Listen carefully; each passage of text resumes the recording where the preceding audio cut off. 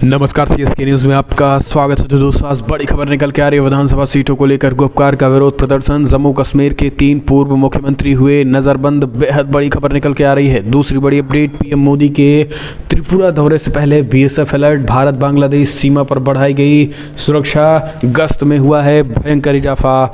तीसरी बड़ी अपडेट निकल के आ रही है। तो दोस्तों, अफगानिस्तान को रशिया ने दिया करारा झटका, तालिबानियों को जी हाँ सत्ता का बढ़ रहा है खौफ के बीच रूस ने मान्यता देने से किया इनकार। बेहद बड़ी खबर, और बड़ा झटका दिया है तालिबान को, रशिया ने मान्यता देने से किया इनकार। चौथी बड़ी अपडेट बताएंगे दोस्तों, चाइना में नया भूखमरी की कगार पे है चाइना। चीन की 1,30,00,000 लोग 9 दिनों से घरों में है कैद, भूख से बिलबिला रहे हैं। बेहद बड़ी खबर निकल के आ रही है। चीन में नया प्रलय। पांचवी बड़ी अपडेट बताएंगे, पाकिस्तान को ही आंख दिखाने लगा तालिबान, डूरंड लाइन पर बाड़बंदी से रोका और सेना को भी खदेड़ा, मार के भगाया है पाकिस्तानी सैनिकों को तालिबानियों ने। जी हाँ, ये हम आपको बताएंगे। जेल में बंद काली चरण के समर्थन में सड़क पर उतर गए हैं हिंदू संगठन। बड़ी खबर निकल के आ रही है। तो एक एक करके आपको बताएंगे। नए साल पर ताइवान ने दी चाइना को धमकी, सीधा जी इस बार ताइवान भी अटैकिंग मोड में।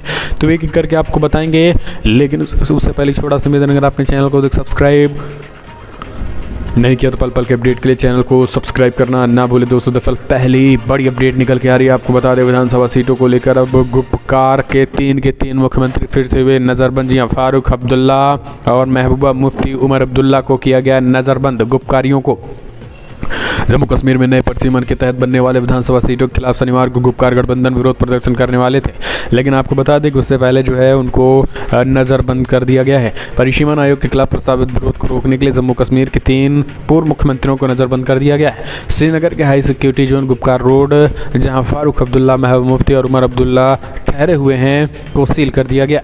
दोस्तों, आपको बता दें कि इन गुपकारियों की हवा खराब हो चुकी है, और यही कारण है कि अब ये जो नए परिसीमन की जो रिपोर्ट निकल के आई थी, उसके बाद से वो पूरी तरीके से बौखलाए हुए हैं। नए परिसीमन में क्या है दोस्तों कि पूरे जम्मू कश्मीर में कहीं ना कहीं एक तरीके से विधानसभा सीटों को जम्मू में बढ़ा दी गई, कश्मीर में कम कर दी गई है। बड़ी खबर निकल के आ रही है। अफगानिस्तान में तालिबान सत्ता का बढ़ रहा है खौफ, रशिया ने उठाया बड़ा कदम, मान्यता देने से किया इनकार। जी हाँ दोस्तों, अफगानिस्तान के निमरोज प्रांत में पाकिस्तानी सेना द्वारा कराई जा रही बाईबंदी व सैन्य चौकी निर्माण को लेकर तालिबान के स्थानीय सहयोगियों ने रोक दिया है। सीमावर्ती जिले में रहने वाले प्रत्यक्षदर्शियों का कहना है कि पाकिस्तानी सेना अफगानिस्तान सीमा में 15 किलोमीटर भीतर घुस आई थी और निर्माण कार्य करवा रही थी। खामा प्रेस की रिपोर्ट्स के अनुसार पाकिस्तानी सेना अफगानिस्तान के निमरोज प्रांत स्थित चाहर बुजुर्ग जिले में सैन्य चौकी के निर्माण का प्रयास कर रही थी, और इसी को देखते हुए पाकिस्तान के निज़र्म खास करके पाकिस्तान के इस मुद्दे पर फिलहाल टिप्पणी नहीं थी। लेकिन आपको बता दें, तालिबान के खुफिया महानिदेशालय के प्रांतीय प्रमुख ने कहा है कि ये पूरी तरीके से ठीक नहीं। इस बीच रशिया ने भी तालिबान सरकार को आधिकारिक मान्यता देने से इनकार कर दिया है। रूस के विदेश मंत्री सरगेई लावरोव ने जोर देते हुए कहा है कि कामकाजी संबंधों के बावजूद अफगानिस्तान की तालिबान सरकार को मान्यता देना ये ठीक नहीं होगा। लावरोव के हवाले से फ्रंटियर पोस्ट में कहा गया है कि तालिबान सरकार की आधिकारिक मान्यता इस बात पर निर्भर करेगी कि वो अपने वादों को किस प्रकार पूरा करता है और देश में पैदा होने वाले खतरों में किस प्रकार निपटता है। आतंकवाद के खिलाफ उसकी तरफ से उठाए गए कदम भी अहम कारकों में शुमार होंगे। अफगानिस्तान की सत्ता पर तालिबान के कब्जे के बाद महिला सैन्य कर्मियों को भय सता रहा है। Afghan national defence and security forces के साथ काम कर चुकी महिलाएं तालिबान की रडार पर हैं। हम चलते हैं एक और अपडेट लेते हैं। भूख से बिलबिला रहे चाइना के 1,30,00,000 लोग 9 दिन से घरों में कैद, कुंडी खोली तो खैर भी नहीं। दोस्तों, चीन के सियान शहर में कोरोना वायरस लॉकडाउन के कारण हालात बद से बदतर होते जा रहे हैं। कई लोगों ने कहा है कि लॉकडाउन में की जा रही अनावश्यक कड़ाई के कारण उनके पास खाने का भोजन नहीं बचा है। वहीं चीनी अधिकारियों ने दावा किया है कि लोगों को पर्याप्त भोजन की सप्लाई की जा रही है। इसी शहर में 1,30,00,000 लोग पिछले 9 दिनों से अपने अपने घरों में कैद हैं। BBC की रिपोर्ट्स के अनुसार अगर बात करें हम, तो दुनिया के देशों में लगाए गए लॉकडाउन की तुलना में चीनी लोग भोजन खरीदने जैसे आवश्यक कारणों से भी बाहर नहीं आ सकते हैं। सरकार का दावा है कि खाने की सप्लाई पहले जैसे ही चालू है, लेकिन सोशल मीडिया पर कई लोगों का कहना है कि उन्हें भी अभी तक खाने पीने का सामान नहीं मिल पा रहा है। दोस्तों, चाइना में भी कहीं ना कहीं कह सकते हैं कि और महातबाही की तरफ बढ़ रहा है। एक और अपडेट, पाकिस्तान को ही आंखें दिखाने लगा तालिबान, डूरन लाइन पर बाड़बंदी से रोका, सेना को भी खदेड़ा। अफगानिस्तान सीमा पर तालिबान द्वारा पाकिस्तानी सेना को बाड़बंदी व सैन्य चौकी निर्माण से रोकने के साथ ही दोनों देशों के बीच वर्षों पुरानी डूरन लाइन का विवाद फिर उभरा है। पाकिस्तान को उम्मीद थी कि तालिबान शासन के दौरान ये मुद्दा सुलझा लिया जाएगा। अफगानिस्तान के निमरोज प्रांत में पाकिस्तानी सेना द्वारा कराई जा रही बाड़बंदी व सैन्य चौकी निर्माण को तालिबान ने रोक दिया है। दोस्तों, आपको बता दें कि पाकिस्तान की जो है वो हालत ख़राब हो चुकी है। पाकिस्तान जो है वो कुछ कर नहीं पा रहा है और इमरान खान की जो है हालत खस्ता हाल हो चुकी है। तालिबानियों संग कहीं न कहीं एक तरीके से यारी अब पाकिस्तान को पड़ रही है भारी। यही कारण है कि इमरान कुछ नहीं कर पा रहा है और अब केवल और केवल विरोध के सुर ही उठते जा रहे हैं। तो हम कह सकते हैं कि ये पाकिस्तान के लिए अब उल्टे दिन शुरू हो चुके हैं। हम चलते हैं और अपडेट, भारत और पाकिस्तान ने परमाणु संस्थानों की सूची साझा की, अपनी जेलों में बंद कैदियों की जानकारी भी सौंपी। भारत और पाकिस्तान ने एक दूसरे को अपने अपने परमाणु प्रतिष्ठानों और फैसिलिटीज़ की जानकारी दी ताकि शत्रुता की स्थिति में वे एक दूसरे पर हमला ना करें। पिछले 3 दशक से चली आ रही शत्रुता के बावजूद दोनों देशों ने द्विपक्षीय संबंधों की पुरानी परंपरा को बनाए रखा। दोनों देशों के एक दूसरे के जेलों में बंद कैदियों की सूची साझा की है। इस दौरान भारतीय पक्ष ने पाकिस्तान से कैदियों, लापता भारतीय रक्षाकर्मियों और मछुआरों की शीघ्र रिहाई की मांग की है। परमाणु प्रतिष्ठानों और फैसिलिटीज़ की सूची नई दिल्ली और इस्लामाबाद में राजनयिक चैनलों के माध्यम से दे दी गई है।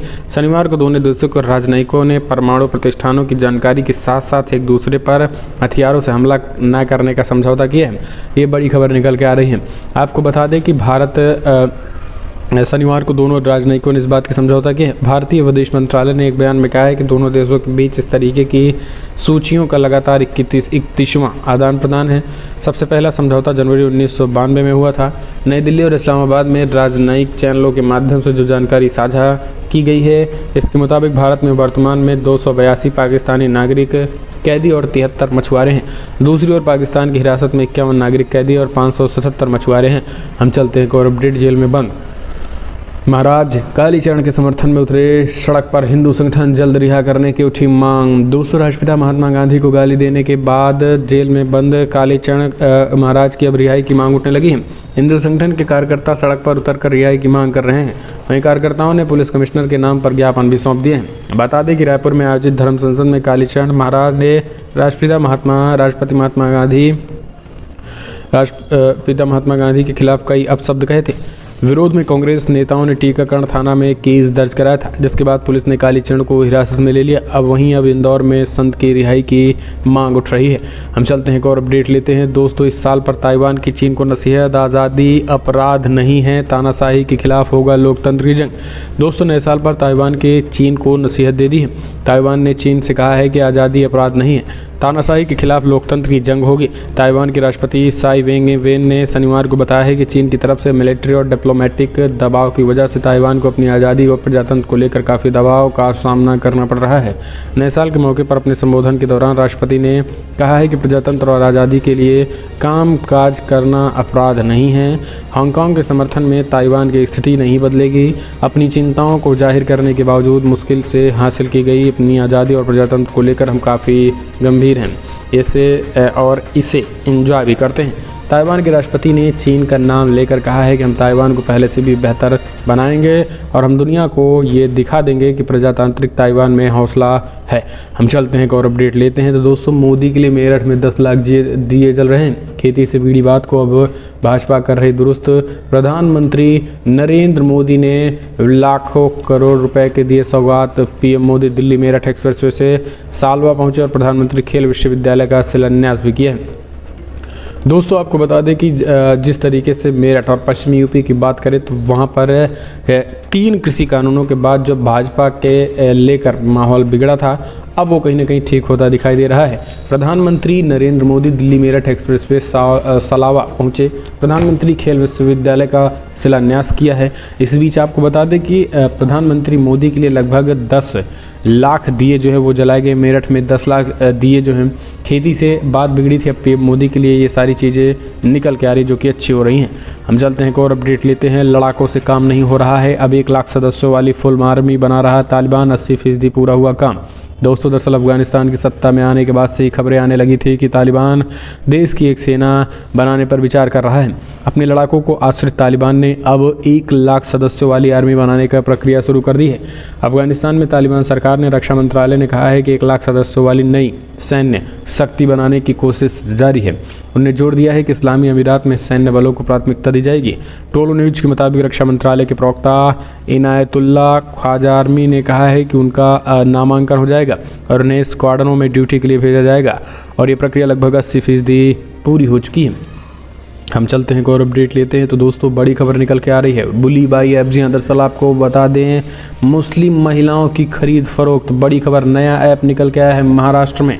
दोस्तों सुल्ली डील के बाद अब बुल्ली बाई एक ऐसा ऐप आ गया जिसने सोशल मीडिया पर भूचाल मचा दिया है। दोस्तों हैशटैग बुल्ली बाई के नाम से इस ऐप को ट्रोल किया जा रहा था।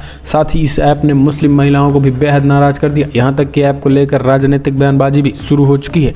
मामला पुलिस जांच तक भी पहुँच गया है। ऐसे में सवाल हर किसी के मन में उठना लाजमी है कि आखिर ये सुल्ली डील बुल्ली बाई है क्या। दरअसल बुल्ली बाई ऐप ने मुस्लिम महिलाओं को काफ़ी नाराज किया। इस ऐप में सोशल मीडिया अकाउंट से अवैध रूप से मुस्लिम महिलाओं को तस्वीरों को इकट्ठा करते हुए उस पर आपत्तिजनक कमेंट लिखकर तस्वीरों को ट्रोल करते हैं। तस्वीरों को गलत तरीके से इस्तेमाल होता है। ऐप पर कई महिलाओं की तस्वीरें होती हैं जिस पर किसी महिला की तस्वीर के साथ लिखा जाता है कि your Bulli Bai of the day. इन तस्वीरों को शेयर करते हुए नीलामी भी की जा रही है। आपको बता दें इस तरीके से अब राजनीतिक ओवैसी समेत तमाम लोगों ने इस पर गुस्सा जाहिर किया है। इस बीच बड़ी खबर निकल के आ रही है, आपको बता दें, जहां पर इसको लेकर रोकने की बात कही है। हम चलते हैं एक और अपडेट लेते हैं। दोस्तों बड़ी खबर निकल के आ रही है जहां पर यूपी में फिर होगी योगी सरकार या पलटे की बाजी, अखिलेश ताज़ा सर्वे ने बताया बीजेपी और बीएसपी। दोस्तों नए सर्वे में फिर से बीजेपी को बढ़त। यूपी में विधानसभा चुनाव बेहद नज़दीक है। चुनाव तारीखों के ऐलान से पहले ही प्रचार अभियान बेहद तेज हो चुका है। ऐसे में बड़ा सवाल यह है कि यूपी की जनता का मूड क्या है। एक बार फिर योगी मुख्यमंत्री बनेंगे या अखिलेश यादव, मायावती या प्रियंका गांधी वाड्रा उससे सत्ता छीनने में कामयाब रहेंगे। आपको बता दें कि न्यूज़ चैनल टाइम्स नव भारत के ताज़ा सर्वे की माने तो यूपी में एक बार फिर से बीजेपी की सरकार बनने जा रही है। तो समाजवादी पार्टी बीजेपी को टक्कर दे रही है, लेकिन सत्ता में आने में कामयाबी होती नहीं दिख रही है। सर्वे के मुताबिक यूपी में एक बार फिर योगी सरकार बनने जा रही है और 403 सीटों वाली यूपी विधानसभा में बीजेपी 230 में से 294 सीटें जीत सकती है।